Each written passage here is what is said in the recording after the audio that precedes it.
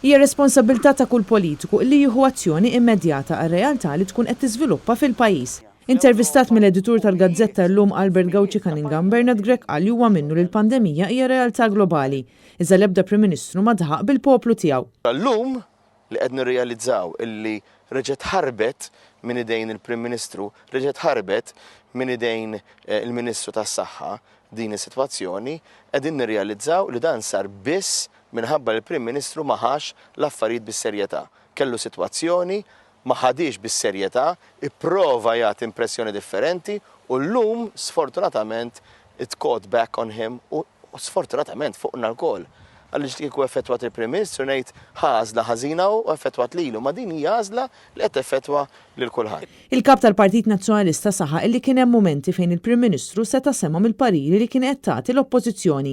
Iżda qabelha għażel li jagħmel ta' rasu u konsegwenza ta' dan illum is-sitwazzjoni reġgħet ħarbet minn idejn il-pajjiż. Min kien bilaqal u ħaseb qabel tajjeb illum ħajjibda jekk Alla jrid jaqta' l-frott.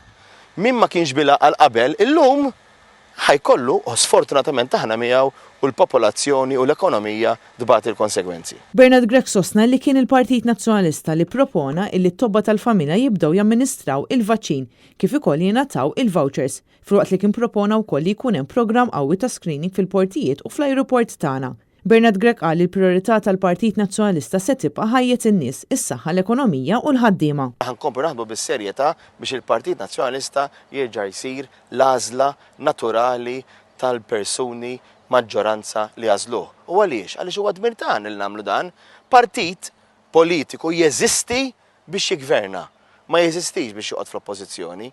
L-għan tiegħu huwa li jigverna u dak huwa l-għan tiegħi illi jiena nigverna, però mhux akkost illi jiena nagħmel ħsara lil pajjiżi. Il-kap tal-Partit Nazzjonalista tkellem ukoll dwar l-akkomodazzjoni soċjali f'Malta fejn sostna li kien il-Partit Nazzjonalista illi tefa' dawl fuq din il-problema qabel il-Gvern ħa azzjoni li ma kienx biżejjed. Għalfejn għandu jkollok eluf ta' kawżi l-qorti qabel tieħu passi?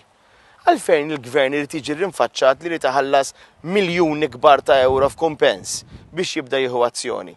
Għalfejn irridu nibdew nirriskjaw li jibda jkollok l-anzjani li jibdew jitkeċċew fi djarhom mhux wieħed u tnejn tlieta jibda jkollok il-mijiet u mbagħad l-eluf biex nibdew nieħdu azzjoni? Għalfejn ngħaddu n-nies mill-martirju ta' sena, sentejn, 3 snin, 5 snin il-qorti biex nibdew nieħdu passi? Quddiem dan kollu l-Partit Nazzjonalista se jibqa' jaħdem għal ġid tal-poplu Malti u għawċi kollu.